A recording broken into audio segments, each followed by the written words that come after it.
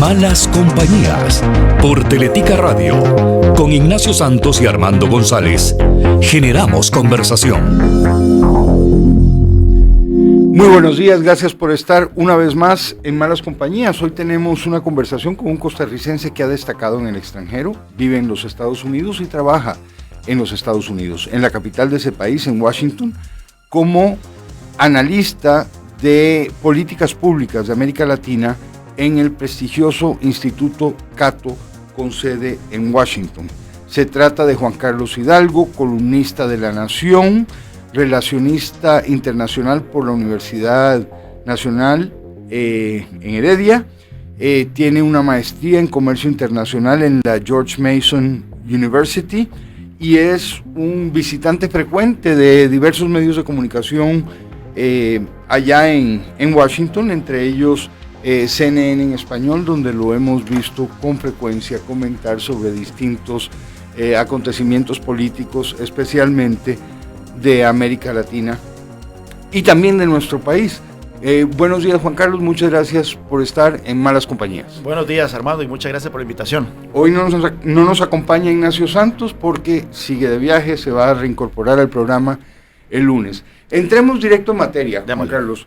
Las columnas que has publicado recientemente en La Nación no dejan ninguna duda sobre tu posición en relación con el etanol. En 2 palabras lo has descrito como tomadura de pelo. 3 palabras. Tomadura de pelo. Pues efectivamente, y esto no es una ocurrencia de este gobierno. El etanol ha venido siendo una constante de gobiernos desde los años 80. Es más, a raíz de mis columnas, un viejo amigo, Rafael Celis, un economista, me envió un estudio que había hecho la Universidad de Costa Rica ya por el año 81-82 sobre la conveniencia o no de adoptar los biocombustibles, incluyendo el etanol, dentro de la matriz energética costarricense, y claramente los problemas que eso conlleva. Recuerdo que esto fue algo que se discutió en el gobierno de Abel Pacheco, incluso hubo una prueba que se hizo en Esparza, luego se mencionó brevemente durante el gobierno de Laura Chinchilla. Lo que sí me llamó la atención es que a partir del año pasado, de septiembre, empiezan anuncios ya, ni siquiera era de hacer una nueva prueba, sino de que ya se iba a hacer. Es un lanzamiento oficial de la mezcla de etanol con gasolina super a partir de este año. Primero dijeron que febrero, luego lo pasaron a mayo, luego dijeron que finales de mayo, tal vez 1 de junio, pero que venía. Pues bueno, es algún tema que yo he tratado muchas veces desde que se empezó a hablar de esto en el gobierno de Abel Pacheco, así que ya sabía los problemas que iban a surgir eventualmente. Empecé a dedicarle columnas describiendo no solo el problema económico detrás del etanol, o sea, el etanol es probable que encarezca el costo del combustible, pero los problemas logísticos que involucra el etanol. El etanol tiene un efecto corrosivo sobre los automóviles. La flota vehicular de Costa Rica tiene más de 18 años de vida promedio. Esto iba a dañar a los vehículos, iba a aumentar el costo de los combustibles y el supuesto impacto ambiental, que es con lo que nos lo venden, ¿verdad? Que esto supuestamente el etanol quema menos a la hora de la combustión, genera menos gases de efecto invernadero, particularmente CO2. Cómo eso es un timo, porque hay múltiples estudios que muestran de que, y los mismos estudios de prefactibilidad del MOP, uno que publicaron del Recope, que publicaron en el 2014, indican claramente que para determinar el verdadero impacto ambiental del etanol, no solo se debe analizar el proceso de combustión, sino que se debe analizar todo el proceso de producción del etanol, incluyendo la siembra, el aumento de campos sembrados de caña de azúcar o de maíz, que es el etanol que se hace en Estados Unidos, el cambio de tierras que esto genera, el aumento de las zonas cultivadas y las emisiones de CO2 que esto provoca. Alguien podría criticarme diciendo, bueno, pero ¿para qué plantea usted el tema si ya el gobierno echó marcha atrás? Y creo que es pertinente aclarar que no. Lo que se hizo fue posponer, oficialmente por lo menos lo que se anunció fue la posposición durante un año de la entrada en vigencia del plan de la distribución de gasolina mezclada con etanol. Un año pasa en un abrir y cerrar de ojos, o sea que este es un tema todavía de candente actualidad. Nada más lo digo pues para que no se me vaya a acusar de estar promoviendo la disección de algo que ya murió. Todavía en este año el gobierno ha anunciado una campaña de información, entre comillas lo digo, porque esto entonces van a gastar en publicidad, en propaganda para tratar de vendernos las bondades, las supuestas bondades del etanol. Recope va a continuar con sus inversiones, entre comillas, para estar preparado para la introducción del etanol, 27 millones de dólares que eventualmente se van a transmitir a las tarifas de los usuarios. Y bueno, sí, efectivamente, del pasado del año, el gobierno nuevamente va a venir con toda la intención de introducir el etanol, y vemos que es un gobierno que cuando se le mete algo entre ceja y ceja, es difícil hacer que reconsidere posiciones. Así que esto es un tema que tenemos que tenerlo muy presente. Quiero interrumpir nada más para recordar la historia de algunas inversiones similares de Recope. Recope invirtió en modernizar su refinería allá por los años 90, y de eso lo único que hubo fueron decenas de millones de dólares en pérdidas. Luego decidió asociarse con la empresa petrolera china para construir una refinería. Sí. Y de eso quedaron, creo que fueron como 50 millones en pérdidas. Ahora nos están planteando el mantener viva el ciclo de inversiones que se necesitan para comercializar eventualmente el etanol. Y si llegamos a convencernos de que no es conveniente, Juan Carlos. Bueno, ¿qué pasa si pasado este año Recope va a decir, por cierto, ya invertimos, ya gastamos estos 27 millones, ya construimos tanques, ya construimos la infraestructura necesaria para manejar el etanol, y aún así el gran problema fundamental es, va a seguir teniendo un efecto corrosivo sobre los automóviles, va a seguir probablemente aumentando el costo de los combustibles, y no va a tener el efecto ambiental deseado. Entonces, ¿qué va a pasar en ese momento cuando nos digan ya todos estamos listos? Sí debo confesar que los cuestionamientos que comparto sobre el tema del etanol son, a pesar de mi convicción cada vez más radical, de que el gran problema de nuestros tiempos es el calentamiento global y de que hay que enfrentarlo por los medios que sean eficaces para combatirlo. Lo que pasa es que uno se cuestiona si el etanol, y hay buenas razones para cuestionarse, si el etanol sirve a ese fin. Pero, a ver, estamos en la misma página, estamos hablando desde la perspectiva de que reconocemos que sí, que el calentamiento global es un problema fundamental de nuestros tiempos y que lo causamos los seres humanos. Totalmente, y si nosotros vemos el Plan Nacional de Descarbonización de la Administración Alvarado, en la página 14, identifica el cultivo de caña de azúcar como uno de los principales contribuyentes de gases de CO2 del país. Entonces, ¿cómo es eso que en el mismo plan de descarbonización, unas cuantas decenas de páginas más tarde, dice que va a promover la siembra de caña de azúcar para producir etanol como una parte de este plan de descarbonización? Simplemente no tiene sentido. Decías hace poco, planteabas el problema no en términos nada más del etanol, decías biocombustibles. Hablemos de eso, porque también existe la tentación de decir, bueno, si no es el etanol producido con caña, aquí están estas otras opciones. Ya está el sorgo, se puede hacer de sorgo, bueno, está el etanol que se puede hacer de maíz, que tiene un impacto ambiental todavía más nocivo que el de la caña de azúcar. Todo depende cómo se hace el cultivo. Aquí en Costa Rica, ciertamente cualquiera que ha pasado por Grecia, o que cualquiera que haya ido a Turrialba o que eso es de San Carlos, sabemos muy bien que el cultivo de caña de azúcar es un cultivo que involucra quemas de terrenos y demás, y uno no sabe exactamente cuál es el aspecto ambiental que tiene eso. Pero también hay otro tipo de biocombustibles que hay que explorar, como es el tema de la biomasa, por ejemplo, hacer gas a partir de desechos naturales que pueden servir para brindar energía a plantas, de industrias y demás. Ese tipo de cosas yo estoy totalmente a favor.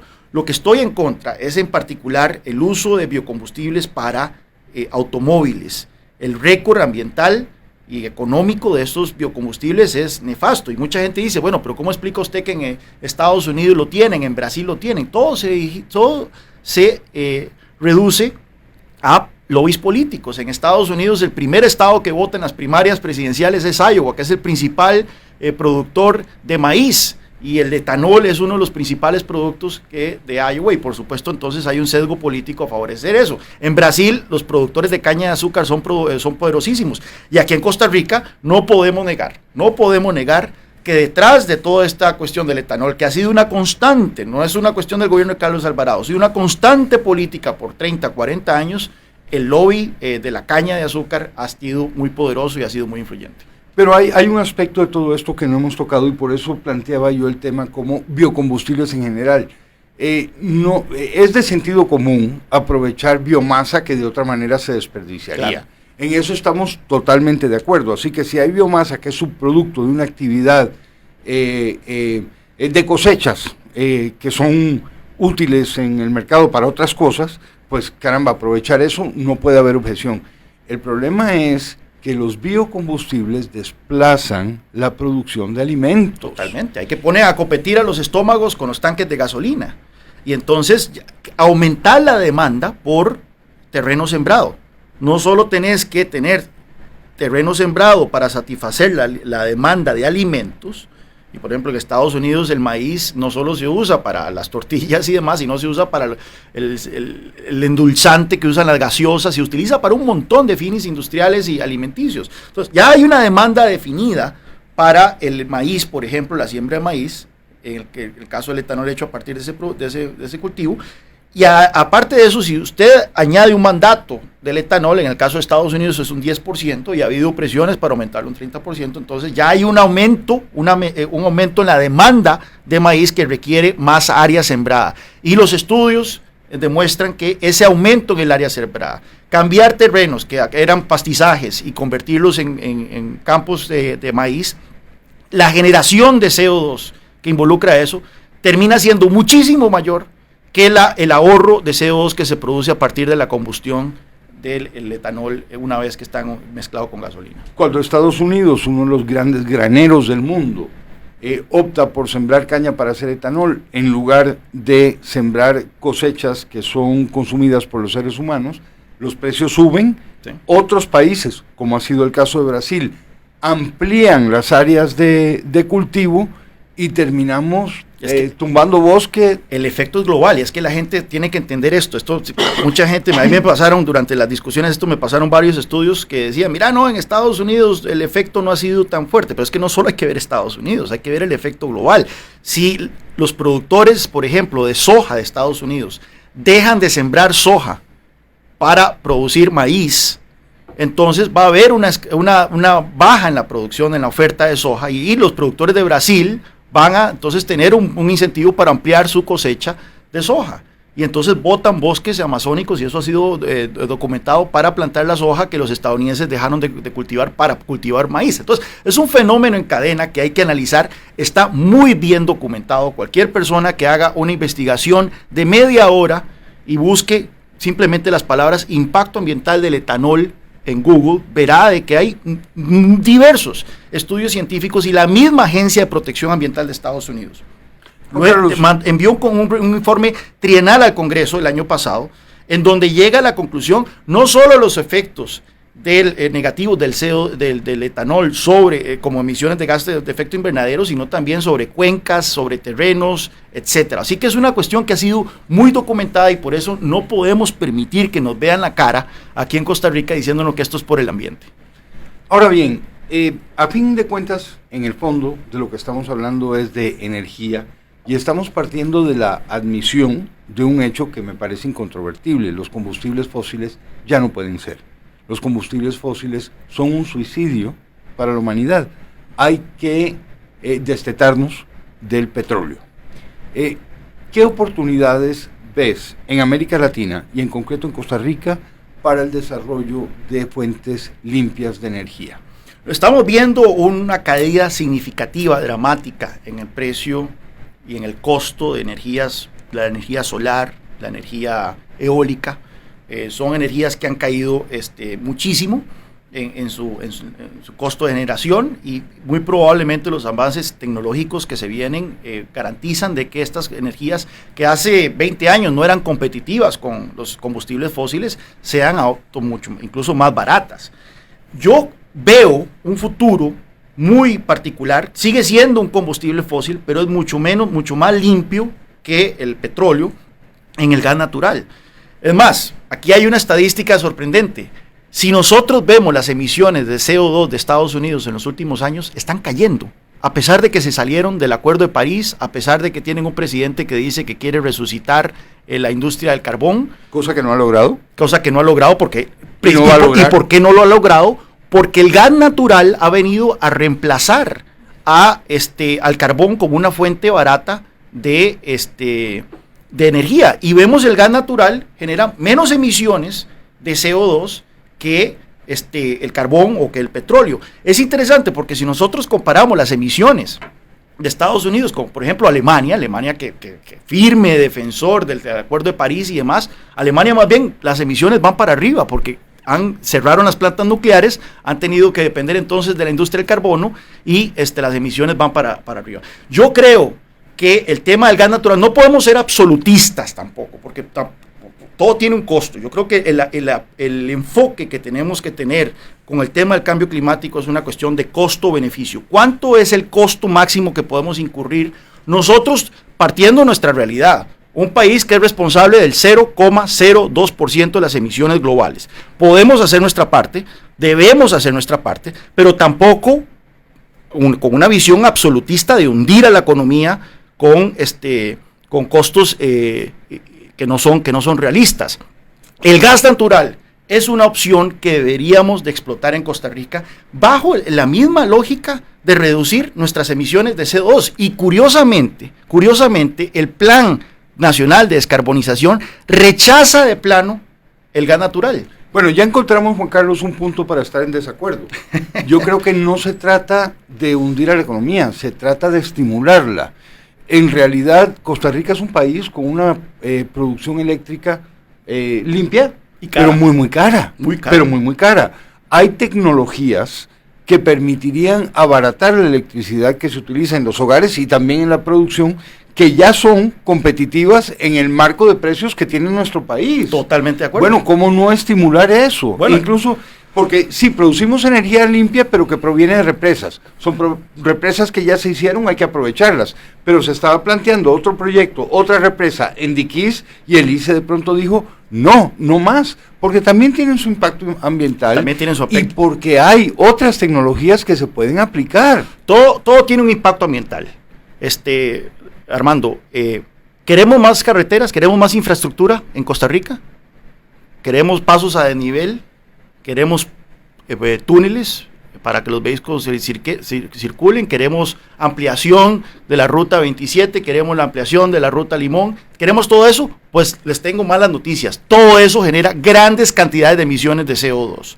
O sea, la humanidad misma viene apañada de las emisiones de CO2. Mientras la energía que utilicemos para ejecutar esos proyectos esté basada en combustibles fósiles, al menos que en Casa Presidencial hayan descubierto una manera de producir asfalto, concreto y varilla que no involucre emisiones de CO2, hasta el tren eléctrico, los rieles, todo eso va a involucrar emisiones de CO2. Entonces, es por eso que hay que cuestionar la lógica absolutista del Plan Nacional de Descarbonización. El país debe aspirar a reducir sus emisiones. Estamos totalmente de acuerdo. El país debe aspirar a tecnologías más limpias, porque tienen beneficios por sí mismos. O sea, la congestión del aire en San José, por supuesto que queremos reducirla. Pero esa visión de que vamos a acabar por completo con las emisiones de CO2 no es una visión realista, y es una visión que, si se persigue en todos sus extremos, va a empobrecer a Costa Rica. Yo creo que es una buena meta y que hay que perseguirla. Entre otras razones, sí es cierto, nuestro país contribuye muy poco a las emisiones de gases de efecto invernadero, pero precisamente por eso podría tener una autoridad moral todavía mayor para en los foros internacionales reclamar respeto al ambiente. Y te pongo un ejemplo, las islitas que están amenazadas con la forma en que están subiendo el nivel de los océanos. Esas islitas en el Acuerdo de París tuvieron una voz gigantesca, desproporcionada en relación con su tamaño.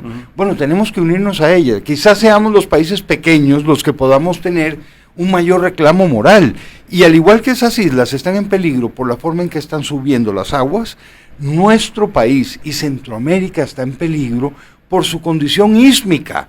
Es que ellos es por ser islas, nosotros somos por ser istmo. Armando, somos más vulnerables. La humanidad tiene que hacer algo sobre el cambio climático. Ahora bien, hay dos enfoques sobre qué podemos hacer ante el cambio climático. Está la mitigación, es decir, tratar de reducir las emisiones de gases de efecto invernadero para tratar de entonces disminuir el aumento en las temperaturas, porque revertir el aumento de las temperaturas por la dinámica del cambio climático es casi que imposible. Es más, si la humanidad desapareciera hoy mismo, las temperaturas probablemente seguirían aumentando por décadas, puesto que hay una inercia ya en la manera en que el carbono interactúa con las temperaturas. Entonces, está entre otras razones, por el derretimiento del permafrost en el Ártico está liberando gases el metano, está liberando. Exacto. Bueno, entonces hay una cuestión y yo creo que es pertinente, es oportuno que grandes países que son los principales contribuyentes de emisiones de CO2 se comprometan a reducir, a detener el aumento de las emisiones. Estados Unidos, Australia, China, India, Canadá, la Unión Europea. Países como los nuestros tienen una realidad. ¿Qué hacemos ante el cambio climático? Partimos de un principio básico, principio de que todo cuesta. El principio de que, y también el principio básico económico de que hay escasez de recursos. Tenemos que decidir cómo invertimos nuestros recursos para hacerle frente a una realidad que es el cambio climático. Gastamos recursos, miles de millones de colones, porque, ojo, el Plan Nacional de Descarbonización por ninguna parte dice cuánto va a costar. ¿Usted puede agarrar en serio un plan que no dice cuánto va a costar? En el New York Times salió un reporte diciendo que supuestamente costaría 11% del PIB en los próximos, no me acuerdo, si en los primeros 10 años, algo espeluznante, pero no sé dónde sacaron el dato. Yo le escribí a la periodista preguntándole y no me contestó. Pero no dice por ninguna parte cuánto va a costar. Todo para tratar de detener la contribución de Costa Rica de 0,02% en las emisiones globales. O más bien deberíamos utilizar esos recursos para adaptabilidad al cambio climático, fortalecimiento de cuencas, siembra de bosques, y eso es parte también, eso viene en el Plan Nacional de Descarbonización, no estoy diciendo que no haya nada de eso ahí, pero lo cierto es que la inversión en recursos en países como Centroamérica, como Costa Rica, debería ir dirigida a mejorar la adaptabilidad de las poblaciones, principalmente las más vulnerables a los efectos del cambio climático. Costa Rica no puede detener el cambio climático, por más que nos creamos la tapa del perol y creamos que si nosotros vamos a dar el ejemplo, Estados Unidos y China van a seguir. No es cierto, seamos realistas, no es cierto. Así nosotros abolimos el ejército y no es cierto que Estados Unidos abolió su ejército ni China lo hizo. Tenemos que ser realistas.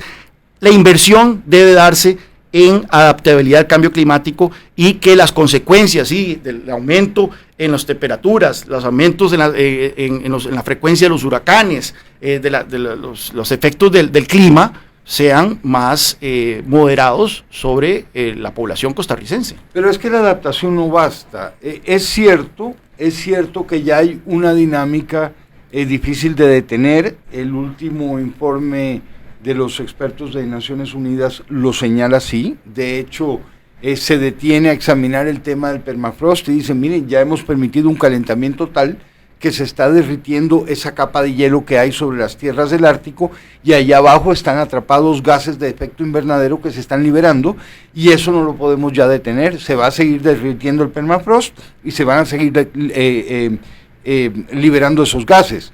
Ahora, no es suficiente adaptarse, hay que por lo menos desacelerar si no podemos frenar. Y esa es la responsabilidad de los países industrializados, de Estados Unidos, China y demás. Estamos en desacuerdo. Porque yo siento que Costa Rica, la prioridad de Costa Rica debe ser la adaptabilidad. Es que esos son los porque términos. Porque las dos cosas cuestan plata. Nos estás devolviendo a los términos del debate que había antes del Tratado de París. Que era decir, nosotros, los del mundo desarrollado, ¿por qué no vamos a utilizar los mismos medios que utilizaron ustedes para desarrollarse? Eso decía el mundo subdesarrollado. Ahora vos estás redefiniéndolo para llegar a lo mismo, porque ahora estás diciendo los grandes países, entonces metes a China y a India, que son también países en desarrollo, pero son muy grandotes, entonces estás diciendo, es el mismo argumento, los chiquiticos tienen derecho a evadir una parte de esa responsabilidad. Nuevamente, todo tiene que tener un enfoque de costo-beneficio. Yo estoy diciendo, debemos aspirar a una reducción en las emisiones de CO2, y hay mecanismos, el gas natural nuevamente. Sí, pero no los pequeñitos. No, yo estoy diciendo Costa Rica debe hacerlo, o sea, Costa Rica debe hacerlo, pero no bajo el absolutismo ideologizado, el populismo energético de la administración Alvarado, que dice que vamos a abolir el uso de combustibles fósiles de aquí al 2050. Nuevamente, partiendo del principio de que la escasez de los recursos, el gobierno tiene recursos escasos, y el primero de todos ellos es la atención del presidente y la atención de las autoridades. Yo preferiría una administración más alarmada por la quiebra del sistema de pensiones de la Caja en 10 años, algo que la Nación ha reportado ad nauseam, que estar pensando en acabar con los combustibles fósiles en el 2050. Vamos a volver sobre el tema de las pensiones después de una pausa.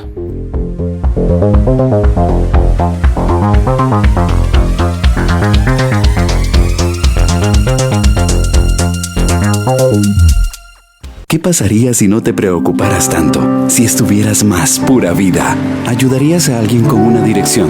Cuando llegue a la esquina, hay doble a la izquierda y sigue directo. ¿O a empujar ese auto que se varó? Eso, dale, ahí va. En Back Credomatic queremos que estés más pura vida. Inscribite en puravidabackcredomatic.com y ganate un año libre de pagos por cada compra de 15,000 colones con tus tarjetas Back Credomatic. Acumulas acciones electrónicas para quedar participando. Aplican restricciones. Ver reglamento en backcredomatic.com. Me encanta de ULACID. Su enfoque es el desarrollo del emprendimiento y la innovación. Como empresaria y profesora, valoro cómo ULACID se preocupa por formar futuros empresarios. Soy Marlene López, profesora de maestrías y directora de mi propia empresa. Soy ULACID. ¿Sabía que 2 minutos bastan para que un vehículo sea consumido por las llamas? Sí, el de sus sueños, el primero de Alejandra o el de trabajo de don Andrés. Trágico, ¿verdad? En 2 minutos se puede perder todo por una fuga, cortocircuito, recalentamiento o irregularidades en el motor.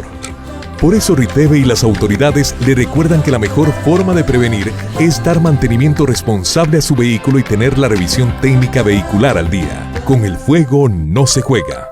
¿Eso es un meteorito? No, son los precios de las pinturas en El Lagar. Rebajamos la pintura y muchos productos en la gran feria de pinturas de El Lagar. Llévate sellador para concreto blanco rebajado a 10,500 colones el galón. El Lagar, todo en un mismo lugar. Aplica restricciones, ve reglamento en tienda. Redefiní las reglas de la fotografía con el nuevo Huawei P30 Pro. Su cámara Leica de 4 lentes y zoom que acerca hasta 50 veces. Preregístrate en claro.cr y podrás llevarte gratis el reloj inteligente Huawei GT Active. Promoción válida del 22 al 30 de abril o hasta agotar existencias. Ve restricciones en claro.cr. ¿Quién escribe tanto? No la conozco, me agregó y me pasa diciendo guapo. Pedile una foto para conocerla. Ok, ya le estoy escribiendo. Mire, ya me la envió, es una doña. A ver, hasta le puso que la foto es de cuando cumplió 37 primaveras. Sí, mejor la voy a bloquear. Las relaciones impropias se basan en la desigualdad y el poder de la persona adulta. Son dañinas y violentas. Consulta al 1147. Denuncia al 911. PANI y Gobierno de la República. ¿Llamadas telefónicas extrañas? ¿Correos electrónicos dudosos? ¿O promociones falsas en redes sociales? En el Banco Popular nunca le pediremos información de su usuario, contraseña y claves de acceso por ningún medio. No coma cuento. Recuerde que nuestro sitio web oficial es www.bancopopular.fi.cr. Para consultas o denuncias puede llamar al 2202-2020 o escribirnos al correo electrónico bancopopularenlinea@bp.fi.cr. Banco Popular. Está usted en sintonía de Malas Compañías por Teletica Radio 91.5 FM. Continuamos. Son las 8:29 de la mañana.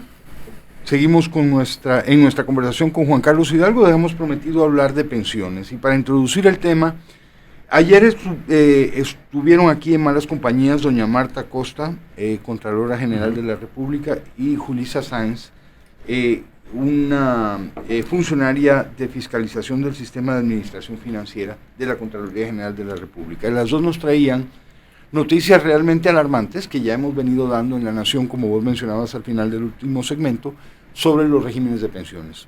Fundamentalmente nos decían que para el 2030, es decir, mañana, 11 años, no es nada en términos actuariales, Para el 2030 vamos a tener 3 trabajadores activos por pensionados.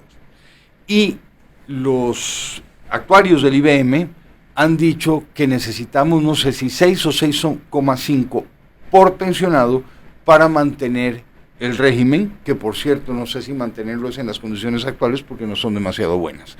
Entonces para el 2030 vamos a tener la mitad o menos de trabajadores activos debido al cambio en la conformación demográfica del país. El país se está envejeciendo y esto es sencillamente insostenible. Sé que ha seguido ese tema, Juan Carlos. ¿Cómo se arregla? Bueno, es tan preocupante, y estábamos hablando de que el cambio climático es algo inercial y que incluso si desapareciera la humanidad, seguiría aumentando las temperaturas. Yo me temo que el tema de las pensiones, ya pasamos el punto de poder arreglar esto de una manera que no implique un gran dolor para la sociedad costarricense. El déficit actuarial del fondo del régimen de validez, vejez y muerte de la Caja Costarricense de Seguro Social, es decir, las promesas que ha hecho en materia de pensiones y las proyecciones de ingresos que tiene a futuro, es del 100% del PIB costarricense. O sea, tenemos un déficit del 100%, toda la producción nacional de un año, y eso solo es el IBM. El déficit actuarial del régimen de pensiones del Poder Judicial, no sé si ha variado eso de cálculo ahora con las reformas que se hicieron, pero hasta hace un par de años era del 20% del PIB. Es decir, para algunos que en algún momento contemplamos de que podríamos tal vez hacer venta de activos, vender los bancos, vender el INS, para tratar de llenar ese hueco que hay para poder pagar las pensiones de la gente que cotizó ya, no alcanza. O sea, si yo el otro día empecé a sacar la cuenta de cuánto se podría recaudar de vender el INS y de vender el Banco de Costa Rica y demás, y si acaso son 6, 7 puntos del PIB, si somos generosos en los cálculos. Mira, primero que todo tenemos que tener claro que ese es el gran tema de urgencia, porque esto es plata que hay que pagar en pensiones, en un contexto en donde el país ya tiene una deuda que va acercando superior al 50% del Producto Interno Bruto y creciendo. Es decir, tenemos una bomba financiera en momentos en que ya la situación financiera del gobierno está altamente comprometida. Hay hay varias soluciones, pero hay una posible solución es que, lo que se hace usualmente en este tipo de casos, aumentar las contribuciones a este régimen y disminuir los beneficios. Es decir, pensiones cada vez más bajas, y yo me acuerdo que la UCR en su momento había dicho que recortar la pensión a casi que la mitad de lo que está ahora y que las contribuciones sean muchísimo más altas. Tenemos que también tener en cuenta el impacto que eso tiene sobre el mercado laboral. Costa Rica ya tiene las cargas sociales más altas de América Latina. Si fuésemos un país de la OCDE, tendríamos una de las cargas sociales más altas de la OCDE. Y esto tiene un impacto sobre el mercado laboral. Si usted encarece el costo de contratación de la gente, los empresarios van a pensar 2 veces entonces a la hora de contratar personas, principalmente la mano de obra menos calificada. Vea cómo esto tiene todas las ramificaciones. Si nosotros vemos el mercado laboral, veremos que el desempleo que tenemos, el altísimo desempleo del 12%, es altamente regresivo. El desempleo del 20% más rico de la población es por debajo del 2%. El desempleo del 20% más pobre de la población es casi el 25%. El desempleo juvenil anda por el 30%, el más alto de Centroamérica. Entonces, tenemos un desempleo que es altamente regresivo, altamente generacional, y si nosotros aumentamos más las cargas sociales, son esos sectores de la población, los menos calificados, la gente más joven, la que va a sufrir las consecuencias en materia de empleabilidad. Entonces, no podemos, la opción natural, que yo creo que es la que contemplan los gobiernos, de seguir aumentando las cargas, de seguir aumentando la contribución patronal o la contribución estatal, si se aumenta nuevamente, se hace en un contexto en donde el país está con una situación fiscal terriblemente comprometida. Bajar las pensiones significa que entonces vamos a tener, el otro día La Nación reportó de que el aumento en la pobreza de la gente de tercera edad, de que cada vez más la gente de tercera edad está teniendo que trabajar porque las pensiones no le alcanzan. Tenemos una situación ya bastante precaria en ese sentido. Mi opción, mi situación, escenario favorito, sería hacer la transición, terminar de hacer la transición que se debió haber hecho tal vez cuando se hizo la reforma de la Ley de Protección al Trabajador, que es pasar del régimen de colectivo de la Caja Costarricense de Seguro Social a un régimen de capitalización individual. Ya tenemos las operadoras complementarias de pensiones, ya existe, es un régimen que está desde hace 20 años funcionando. Pues bueno, entonces hacer la transición de pasar de ese régimen del IBM, que es donde se tira un montón de plata y que tiene todos estos problemas de no solo que el Estado se lleva esa plata, sino que también está estos cambios demográficos, y pasar a la gente en su totalidad a al régimen de capitalización individual. Los regímenes de capitalización individual son, para que quede claro, un régimen donde yo ahorro en una operadora de pensiones y luego me pensiono con el capital que haya ahorrado más sus rendimientos. Más sus rendimientos, y eso es importante, porque vea usted, en Chile, porque la gente dice, mira, no me va a alcanzar lo que yo ahorro. Esa plata se invierte, y si se invierte bien, y eso es otro gran tema, y ahora tenemos aquí en Costa Rica el problemita, ¿verdad?, de que el gobierno también le quiere meter la mano a los fondos, al ROP, ¿verdad?, a los fondos de las operadoras complementarias, quiere meterle más la mano, porque ya le metió la mano. Pero vea que interesante, en Chile es el pionero en este reforma de capitalización individual.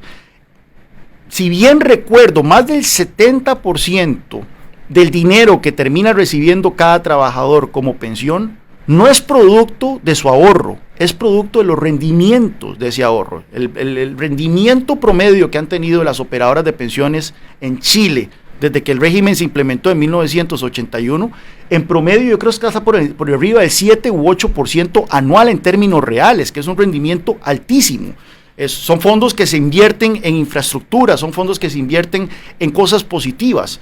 Todo eso suena muy bien, pero hay un problema, sí, que es el problema del elemento de solidaridad. Yo sé que esa palabra se utiliza demagógicamente para llegar a una serie de conclusiones erradas, pero en un país como el nuestro, donde la informalidad es tan grande, sí, y eso no es eso no es una opción de la gente no se mete en la informalidad porque le gusta, la gente preferiría estar asegurada, estar contribuyendo para una pensión, la gente preferiría estar en la formalidad, tener respeto para sus derechos laborales, la gente preferiría todo eso, o sea, no es una opción que se toma por capricho.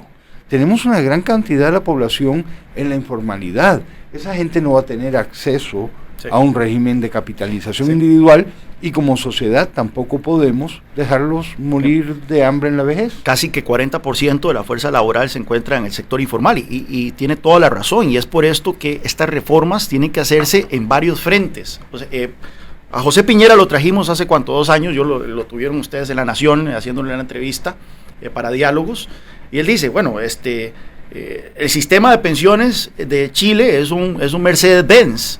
El problema es que las carreteras están llenas de huecos, que las carreteras, el mercado laboral, si usted tiene un alto nivel de informalidad, por más que la lógica y la dinámica y la estructura de un sistema de capitalización individual tiene sentido, y si en verdad un trabajador logra contribuir 40 años o más para su pensión de manera constante, pues va a disfrutar de una muy buena pensión, mucho más buena pensión de lo que disfrutaría en un régimen de colectivo, ¿verdad?, de reparto como el de la Caja. El problema es que muy poca gente trabaja continuamente 40 años. Hay periodos en donde entra en la informalidad, está desempleado y demás. En Chile hay un régimen solidario y esto tiene que venir acompañado de un pilar solidario. En Chile lo hay. En Chile el Estado le garantiza una pensión mínima a la gente que, habiendo trabajado, habiendo ahorrado toda su vida, no logra llegar a un mínimo, se le va entonces a complementar, el Estado le complementa, le da una pensión no contributiva. Aquí también hay que tener cuidado con los incentivos, ¿verdad? Porque si usted ofrece pensiones no contributivas a todo mundo, la gente entonces no tiene incentivo para ahorrar y para trabajar de manera formal. Entonces, son cuestiones en donde hay que trabajar, donde hay que ser muy cuidadoso. Pero lo cierto es que tenemos que tener un mercado laboral que reduzca la informalidad. Eso, el tema de las pensiones va aparejado con el tema de la informalidad, porque la informalidad no solo afecta a un régimen de capitalización individual, la informalidad también afecta a un régimen de reparto. Llegado el momento, como el de la Caja, llegado el momento en que la gente que estuvo toda su vida en el sector informal llega a los 65, 70 años y no cotizó a la Caja, durante su vida, también en Costa Rica no se le va a dejar morir en las calles. Hay una pensión no contributiva que sale también de los fondos de la caja y que por lo tanto también pone presión sobre el sistema. Volvemos a nuestra conversación sobre candentes temas de actualidad nacional con Juan Carlos Hidalgo después de una pausa. Copeande presenta el tipo de cambio. El tipo de cambio de referencia para hoy es de 597 colones la compra y 603 colones con 5 céntimos la venta. Copeande presentó el tipo de cambio. Avalúo gratis y financiamiento del 90%. Y además ahora Casatón de Copeande le permite a tu pareja, padres, hijos, abuelos y hasta tus suegros comprar casa o lote, construir o remodelar. Tu familia alcanza más en Copeande. Ver condiciones en copeande1.com. Las buenas empresas tienen una conexión. Solo las mejores están doblemente conectadas. Asegure la continuidad de su negocio y adquiera su redundancia de fibra óptica con un 50% de descuento al adquirir un enlace primario. Sea parte de las empresas doblemente conectadas. Conversemos al 4080-4080. Telecable Empresarial. Que nada detenga su negocio. GBM y Lenovo le ofrecen las mejores soluciones en tecnología para su empresa. Los servidores, computadoras y accesorios de la marca Lenovo, junto a los servicios de tecnología de GBM, son el mejor complemento para su negocio. GBM y Lenovo, la mejor solución para cada reto tecnológico de su compañía. Llámenos al 2284-3999, extensión 3840, o visite www.gbm.net. GBM, principal proveedor de Lenovo en Costa Rica y líder en servicios de tecnología. ¿Sabía que todos los trabajadores de nuestro país tienen dinero invertido en la Bolsa Nacional de Valores? Sí, todos los trabajadores participamos en la bolsa a través de nuestros fondos de pensión complementaria. Cada mes, 2.600.000 costarricenses como usted y como yo, aportamos parte del salario a nuestra futura pensión. Esa inversión, además de ser rentable y segura, sirve al desarrollo del país. Todos somos inversionistas. Informes en la Bolsa Nacional de Valores, www.bolsacr.com. ¿Eso es un meteorito? No, son los precios de las pinturas en El Lagar. Rebajamos la pintura y muchos productos en la gran feria de pinturas de El Lagar. Llévate sellador para concreto blanco rebajado a 10.500 colones el galón. El Lagar, todo en un mismo lugar. Aplica restricciones, ve reglamento en tienda. Mami, a este mensaje, un número desconocido me escribió: hola guapa. ¿Y vos sabes quién es? Me dijo que estaba en el mismo cole que yo estoy, pero hace 20 años. ¿Cómo? Sí, ya lo bloqueé. Las relaciones impropias se basan en la desigualdad y el poder de la persona adulta. Son dañinas y violentas. Consulta al 1147. Denuncia al 911. PANI y Gobierno de la República. Soy profesor de ULACID y además soy padre de un alumno. Escogí ULACID para mi hijo pues me consta la alta calidad del plan de estudios y el compromiso de la universidad con la educación superior. Soy José Catani, profesor de International Business con más de 20 años de experiencia como director regional en telecomunicaciones. Soy ULACID. Avalúo gratis y financiamiento del 90%. Y además ahora Casatón de Copeande le permite a tu pareja, padres, hijos, abuelos y hasta tus suegros comprar casa o lote, construir o remodelar. Tu familia alcanza más en Copeande. Ver condiciones en copeande1.com. Está usted en sintonía de Malas Compañías por Teletica Radio 915 FM. Continuamos. Estamos analizando la actualidad nacional con Juan Carlos Hidalgo del Instituto Cato de Washington. Hemos estado conversando sobre pensiones y omitimos hablar sobre uno de los aspectos de candente actualidad del debate sobre pensiones, que es el proyecto de ley para permitirle a las personas que lleguen a la edad de jubilarse retirar de un solo golpe la totalidad de los fondos acumulados en el régimen obligatorio de pensiones. Lo que se argumenta es, de por sí es plata mía, que me la den si la quiero, y si no, yo decido si quiero pues que me funcione como pensión, y de por sí en este momento todavía eso no está produciendo una mensualidad significativa a manera de pensión. ¿Qué opinión te merece este planteamiento? Bueno, en principio el argumento ese que es mi plata, yo tengo derecho a sacarla y hacer con ella lo que me da la gana, debería generarme mariposas en el estómago, puesto que yo soy liberal, pero también soy realista. Primero hay que tener varias cosas claras. Este sistema fue creado con la Ley de Protección al Trabajador, que si bien recuerdo entró en vigencia en el año 2000, la administración de Miguel Ángel Rodríguez. Un régimen de pensiones para que sea maduro, para que logre brindar beneficios que sean significativos, tiene que tener por lo menos 40 años. Uno no puede esperar que uno cotice 20 años a una pensión y que luego genere poder recibir una pensión jugosa por solo 20 años de contribuciones. Lo otro que tenemos que tener claro es que la intención de esto era hacer una pensión complementaria. No se supone que esta es la pensión principal. La pensión principal sigue siendo la pensión del IBM, y es por eso que debemos de estar alarmados ante la posibilidad de que el IBM para el 2030 esté, entre comillas, financieramente comprometido. Lo cual sería razón de más para apoyar un régimen de pensión complementaria. Por supuesto, porque si el IBM en verdad llegase a colapsar o algo malo, catastrófico, ocurre con el sistema La Caja, bueno, entonces lo único que va a quedar va a ser el régimen complementario, que se suponía que simplemente iba a ser complementario. El otro día el economista Alberto Franco tuvo un excelente artículo en La Nación en donde explica cómo la intencionalidad de la pensión complementaria es ser un 20% más o menos de lo que se espera, los jubilados esperan recibir de pensión, y que el restante es la pensión de La Caja. Lo que tenemos que también tener claro, yo usualmente... Y ese 20%, argumentaba Alberto Franco, significaba estar por debajo, por encima de la línea de la pobreza en una gran cantidad de casos. Exacto. Hay un gran sector de la población que si no tuviese ese 20%, y nuevamente no es un 20% que se esperaba que estuviera ahí para el 2020, es un 20% que para que madure tenemos que esperar hasta el 2000, casi que el 2040, ¿sí? Para que sea un régimen de pensiones ya maduro con 40 años. Lo otro que tenemos que tener claro, y es una parte interesante del debate, es que mucha gente dice, bueno, es mi plata, yo tengo derecho a sacarla. Cuando se creó, se hizo el ROP, ¿verdad? El régimen de pensiones complementarias, lo que se hizo fue redistribuir cargas laborales que ya existían o crear algunas nuevas, y algunos ahorros o plata que sí tenía derecho el trabajador. Pero Alberto Franco en su columna demuestra muy claramente que más del 70% de la plata que va al ROP, a la pensión complementaria, no es del trabajador, no es plata del trabajador que sale del bolsillo del trabajador, sino que son cargas patronales. Es decir, se creó nuevas cargas para que la gente pudiese disfrutar de una pensión. Entonces, técnicamente tampoco es que uno puede decir que es una totalidad de plata del trabajador y que el trabajador debería tener acceso a eso.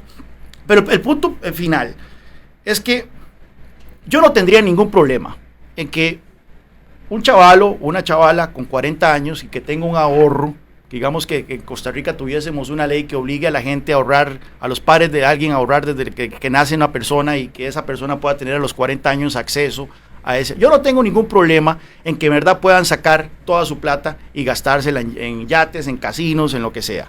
Pero es a los 40 años. Cuando ya estamos a los 65 años, ya no hay margen de error. Si la gente actúa irresponsablemente con su pensión, sabemos que la alternativa para mucha de esta gente va a ser venir a pedirle a papá Estado luego que les dé una pensión, y no tenemos que ir muy largo. Esto no es un invento. En Perú pasaron esto hace 4 años o 3 años, no recuerdo. El otro día estaba viendo un estudio del BID que dice que el 13% de la gente ya de los beneficiarios ya sacó toda su plata y la gastó. O sea, no es que la invirtió, la tiene invertida, no, ya la gastó por completo. Y ya hay en Perú presiones para que el Estado le dé ayudas a esas personas que sacaron toda su plata y la gastaron.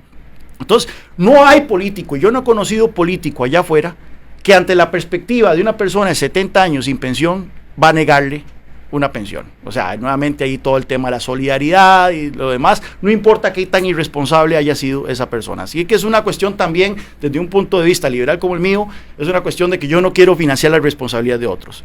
No es razonable que la gente que sí mantiene el ROP y sí lo recibe a cuotas mensuales y demás, luego termine pagando mediante sus impuestos a aquellos que lo sacaron todo, lo malgastaron, y luego vienen a pedirle a papá Estado que les dé una pensión. Pero bueno, vos estás planteando más bien la posibilidad de aprovechar el régimen de pensiones complementarias, que no hay que olvidar que no es solo el ROP, no solo es el régimen obligatorio, sino también el voluntario.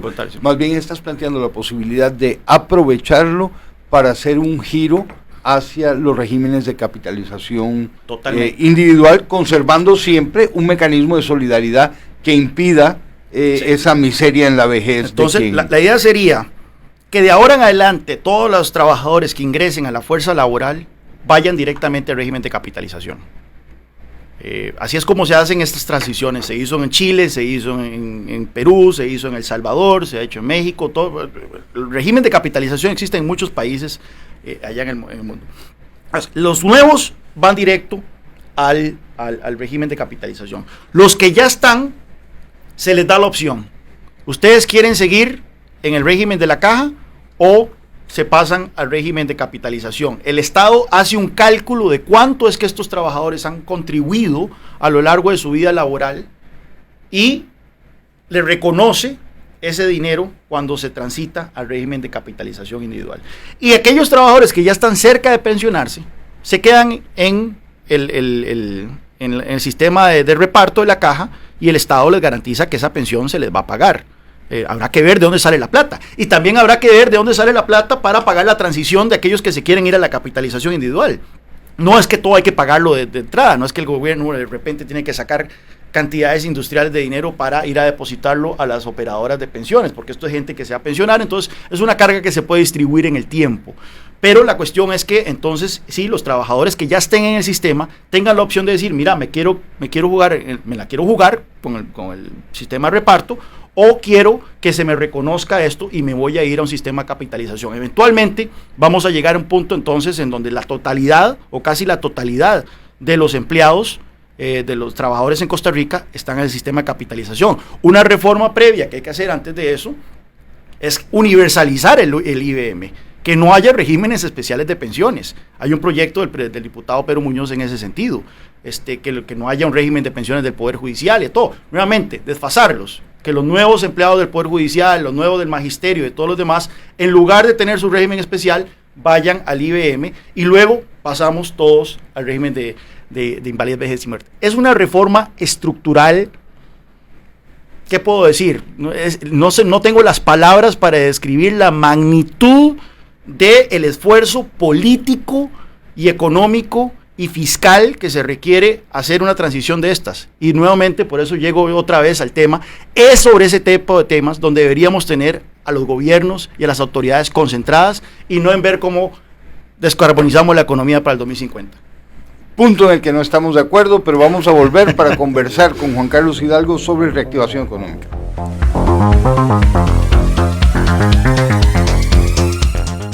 Avalúo gratis y financiamiento del 90%. Y además ahora Casatón de Copeande le permite a tu pareja, padres, hijos, abuelos y hasta tus suegros comprar casa o lote, construir o remodelar. Tu familia alcanza más en Copeande. Ver condiciones en copeande1.com. GBM y Lenovo le ofrecen las mejores soluciones en tecnología para su empresa. Los servidores, computadoras y accesorios de la marca Lenovo, junto a los servicios de tecnología de GBM, son el mejor complemento para su negocio. GBM y Lenovo, la mejor solución para cada reto tecnológico de su compañía. Llámenos al 2284-3999, extensión 3840, o visite www.gbm.net. GBM, principal proveedor de Lenovo en Costa Rica y líder en servicios de tecnología. Las buenas empresas tienen una conexión.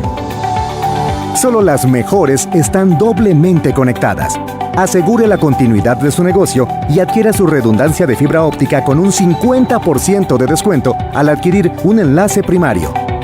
Sea parte de las empresas doblemente conectadas. Conversemos al 4080-4080. Telecable Empresarial. Que nada detenga su negocio. ¿Qué es eso que está cayendo? Pues los precios de las pinturas en El Lagar.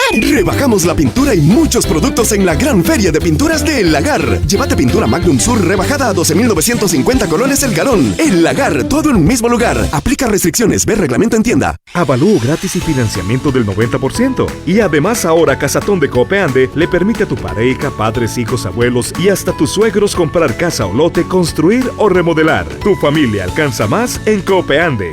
Ver condiciones en copeande1.com. Me envió una invitación de mi Stone señor supermayor. Temí un pantallazo, véalo. ¡Qué rajado! Mejor voy a bloquearlo y decirle a mami. Las relaciones impropias se basan en la desigualdad y el poder de la persona adulta. Son dañinas y violentas. Consulta al 1147. Denuncia al 911. PANI y Gobierno de la República. La comodidad de su familia es lo más importante para usted. En Green City también es lo más importante. Disfrute la Casa Club, Yoga Deck, salga a caminar por el parque con sus hijos y lleve a sus perros al parque para mascotas. Contamos con lotes desde 600 metros cuadrados en una exclusiva zona rodeada de áreas verdes, a solo 15 minutos del centro de la ciudad sobre la Ruta 27. Coordine su visita al 2523-1414 o en greencitycr.com. Desarrollan KMA Design Group y Urbanizadora La Laguna. ¿Qué pasaría si no te preocuparas tanto? Si estuvieras más pura vida. ¿Saludarías al pulpero de la esquina? Eso, Carlos, ¿cómo vas? ¿O invitarías a tu vecino a comer algo? Don José, venga, para darle un gallito. En Back Credomatic queremos que estés más pura vida. Inscribite en puravidabackcredomatic.com y ganate un año libre de pagos por cada compra de 15,000 colones con tus tarjetas Back Credomatic. Acumulas acciones electrónicas para quedar participando. Aplican restricciones. Ver reglamento en backcredomatic.com. Back Credomatic presenta la frase del día. Los biocombustibles, como el etanol, requieren de enormes cantidades de tierras de cosecha y terminan por desplazar cosechas de alimentos o bosques naturales. Ninguno de los dos efectos es bueno. La frase es de Elon Musk, el empresario australiano que tanto ha invertido en el desarrollo de automóviles eléctricos y de medios para almacenar energía limpia. Back Credomatic presentó la frase del día. Volvemos a nuestra conversación con Juan Carlos Hidalgo. Juan Carlos, el tema de la reactivación económica, el país está estancado y el futuro no es halagüeño. Todavía no hemos comenzado a pagar los impuestos incorporados al plan fiscal.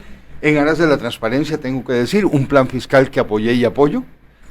Creo que no había otra salida. Vos habías dicho que, dijiste hace un rato, que todo tiene un precio, un costo. Este es el costo de la fiesta que hemos tenido desgraciadamente durante muchos años. Nos lo heredaron y tenemos que pagarlo. Así que había que tomar medidas urgentes, pero bueno, esas medidas urgentes tienen un costo y ese costo se refleja en la reactivación económica y no hemos comenzado a sentirlo. Es de esperar de que principalmente la introducción del IVA que está por venir va a golpear el consumo. La gente va de repente a pagar 13% más por muchas cosas que actualmente no están pagando y al no haber un aumento en los ingresos significa que va a tener que dejar de consumir otras cosas y eso se va a reflejar en una caída en el comercio, se va a reflejar entonces en una desaceleración de la economía. Por eso yo pensaría que tuviéramos un gobierno más sensible a esta realidad y no estaría tratando de más bien introducir un proyecto que encarecería más el costo de los combustibles y dañaría a los automóviles, como es el etanol. Pero bueno, eso es otro tema. Sin duda alguna, tenemos que aspirar a una reactivación económica de verdad. El Plan Nacional de Desarrollo dice que la aspiración de la administración Alvarado para el 2022 es que la economía crezca 3.5%. 3.5% es casi que un punto porcentual menos del promedio de los últimos 25 años de la economía costarricense. O sea, deberíamos estar aspirando a una economía que crezca por lo menos al 5%. Y eso requiere ajustes estructurales del lado del mercado laboral, y ya discutíamos el tremendo problema que tenemos con las cargas sociales y cómo eso está afectando la empleabilidad de la gente, principalmente la gente menos calificada. El costo de hacer negocios en Costa Rica, el tema de la energía nuevamente es otro tema importante que deberíamos de plantear, y el costo de también las regulaciones y los impuestos. Todo esto es una tarea titánica que requiere de voluntad política, que lamentablemente yo no veo esa voluntad, por lo menos en este gobierno. Juan Carlos, el diputado Wagner Jiménez de Liberación Nacional, que ha estado impulsando con mucho ahínco el tema de la educación dual, me manda un mensaje planteándome que te pregunte cuál es tu opinión de la educación. Totalmente de acuerdo. Y la parte fundamental, y hemos perdido tanto tiempo por culpa del gobierno, nuevamente, porque el gobierno estuvo en negociaciones con los sindicatos para ver cómo tenía el consentimiento de los sindicatos, que sabemos que es bueno buscar estos consensos, pero llega un momento en donde no podemos tener al país rehén y al desarrollo rehén de lo que digan los sindicatos en Costa Rica.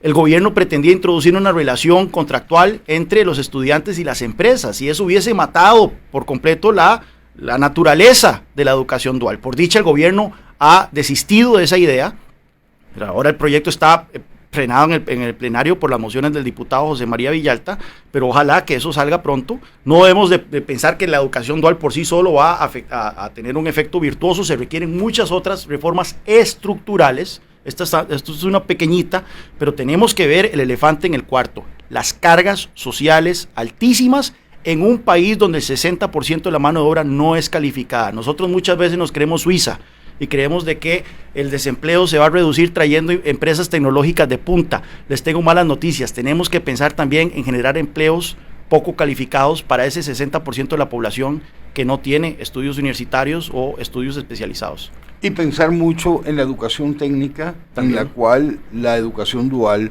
es un elemento de la máxima importancia. Juan Carlos, muchísimas gracias por haber estado en Malas Compañías. Ha sido una conversación realmente interesante. Espero que tengamos otras cuando volvás a visitar el país. Gracias a todos por habernos acompañado hoy en Malas Compañías.